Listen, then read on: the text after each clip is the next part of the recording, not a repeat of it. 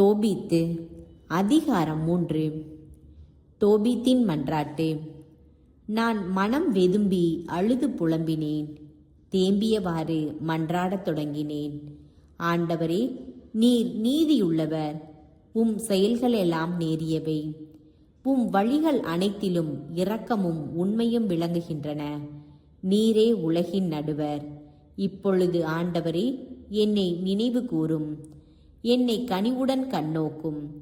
என் பாவங்களுக்காகவும் குற்றங்களுக்காகவும் என் மூதாதையருடைய பாவங்களுக்காகவும் என்னை தண்டியாதீர். என் மூதாதையர் உமக்கு எதிராக பாவம் செய்தார்கள்.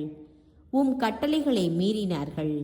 எனவே நாங்கள் சூறையாடப்பட்டோம், நாடு கடத்தப்பட்டோம், சாவுக்கு ஆளானோம். வேற்று மக்களிடையே எங்களை சிதறடித்தீர். அவர்களுடைய பழி சொல்லுக்கும் நகைப்புக்கும் இகழ்ச்சிக்கும் எங்களை உள்ளாக்கினீர். என் பாவங்களுக்கு நீர் அளித்த தீர்ப்புகள் பலவும் உண்மைக்கு ஏற்றவை. நாங்கள் உம் கட்டளைகளின்படி ஒழுகவில்லை. உம் திருமுன் உண்மையை பின்பற்றி வாழவில்லை. இப்பொழுது உம் விருப்பப்படி என்னை நடத்தும். என் உயிர் பிரிந்துவிட கட்டளையிடும். இவ்வாறு நான் மண்ணிலிருந்து மறைந்து மீண்டும் மண்ணாவேனாக. நான் வாழ்வதினும் சாவதே மேல். ஏனெனில் சற்றும் பொருந்தாத பழி சொற்களை நான் கேட்க நேர்ந்தது. ஆகவே கடும் துயரில் மூழ்கியுள்ளேன். ஆண்டவரே, இத்துயரத்தினின்று நான் விடுதலை பெற ஆணையிடும். முடிவற்ற இடத்திற்கு என்னை போகவிடும். உமது முகத்தை என்னிடமிருந்து திருப்பிக் கொள்ளாதேயும். ஆண்டவரே, வாழ்வில் மிகுந்த துன்பங்களை காண்பதினும் இத்தகைய இகழ்ச்சிகளை கேட்பதினும் நான் சாவதே மேல். சாரா. அதே நாளில் மேதியா நாட்டின் எக்பத்தானா நகரில் வாழ்ந்து வந்த ரகுவேலின் மகள் சாரா தன் தந்தையின் பணி பெண்களுள் ஒருத்தி தன்னை பழித்துரைத்ததை கேட்க நேரிட்டது. ஏனெனில் ஒருவர் இறந்த பின் ஒருவராக அவள் 7 ஆண்களை மணந்திருந்தாள். மனைவிகளுக்குரிய மரபுப்படி அவளுடைய கணவர்கள் அவளுடன் கூடி வாழும் முன் கொடிய அழகையான அசுமதேயு அவர்கள் எல்லாரையும் கொன்றுவிட்டது. இதனால் அந்த பணிப்பெண் அவளிடம், நீயே உன் கணவர்களை கொன்றவள். நீ கணவர்கள் 7 மணந்திருந்தும் அவர்களுள் எவருடைய பெயரும் உமக்கு வழங்கவில்லை. உன் கணவர்கள் இறந்துவிட்டதற்காக எங்களை ஏன் தண்டிக்கிறாய்? நீயும் அவர்களிடம் போ. உன் மகனையோ மகளையோ நாங்கள் என்றுமே காணவே மாட்டோம் என்று பழித்துரைத்தாள். அன்று அவள் மனம் நொந்து அழுதாள். தன்னை தூக்கிலிட்டு கொள்ளும் நோக்குடன் தன் தந்தையின் மாடியறைக்கு சென்றாள். ஆனால் மீண்டும் சிந்தித்து, என் தந்தையை மக்கள் பழிக்கலாம். உனக்கு ஒரே அன்பு மகள் இருந்தாள். அவளும் தன் துயர் பொறுக்க இயலாமல் நான்று கொண்டாள் என்று இகழலாம். இவ்வாறு என் தந்தை தமது முதுமையில் துயருற்று இறக்க நான் காரணம் ஆவேன். எனவே நான் நான்று கொள்ள மாட்டேன்.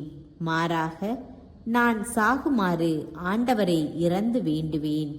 அவ்வாறாயின் என் வாழ்நாளில் பழி சொற்களை இனிமேல் கேட்க வாய்ப்பு இராது என்று தனக்குள் சொல்லிக்கொண்டாள். சாராவின் மன்றாட்டு. அதே நேரத்தில் சாரா பலகனியை நோக்கி கைகளை விரித்து பின்வருமாறு மன்றாடினாள். இரக்கமுள்ள இறைவா போற்றி. என்றும் உம் திருப்பெயர் போற்றி. உம் செயல்களெல்லாம் உம்மை என்றும் போற்றுக. இப்பொழுது எனது முகத்தை உம்மிடம் திருப்புகிறேன். என் கண்களை உம்மை நோக்கி எழுப்புகிறேன். இவ்வுலகிலிருந்து நான் மறைந்துவிட கட்டளையிடும். இதனால் இத்தகைய பழி சொற்களை நான் இனியும் கேளாதிருக்க செய்யும். ஆண்டவரே, நான் மாசற்றவள் என்பதும் எந்த ஆணுடனும் உறவு கொண்டதில்லை என்பதும் உமக்கு தெரியும். நான் நாடு கடத்தப்பட்டு வாழும் இவ்விடத்தில் என் பெயரையோ என் தந்தையின் பெயரையோ இழிவுபடுத்தவில்லை. நான் என் தந்தைக்கு ஒரே பிள்ளை. அவருக்கு வாரிசாக வேறு குழந்தைகள் இல்லை. அவருக்கு சகோதரர் இல்லை. நான் மணந்து கொள்ளத்தக்க நெருங்கிய உறவினர் யாரும் இல்லை. என் கணவர்கள் 7 ஏற்கனவே இழந்துவிட்டேன். இனியும் நான் ஏன் வாழ வேண்டும்? ஆண்டவரே, நான் சாவது உமக்கு விருப்பமில்லையெனில் எனக்கு எதிராக செயல்படும் பழி சொல்லையாவது இப்பொழுது அகற்றிவிடும். அந்நேரமே தோபித்து சாரா ஆகிய இருவருடைய மன்றாட்டும் கடவுளின் மாட்சியுடைய திருமுன் கேட்கப்பட்டது. தோபித்து தம் கண்களினால் கடவுளின் ஒளியை காணும் பொருட்டு அவருடைய கண்களிலிருந்து வெண்புள்ளிகளை நீக்கவும், தன் மகன் தோபியாவுக்கு ரகுவேலின் மகள் சாராவை மணமுடித்து அசும்மதேயு என்னும் கொடிய அழகையை அவளிடமிருந்து விரட்டவும், இவ்வாறு அவர்கள் இருவருக்கும் நலம் அருள ரஃபேல் அனுப்பப்பட்டார். சாராவை அடைய மற்ற அனைவரையும் விட தோபியாவுக்கே முன்னுரிமை இருந்தது. தோபித்து முற்றத்திலிருந்து வீட்டுக்குள் வந்தார். அதே நேரத்தில் ரகுவேலின் மகள் சாராவும் மாடியிலிருந்து இறங்கி வந்தாள்.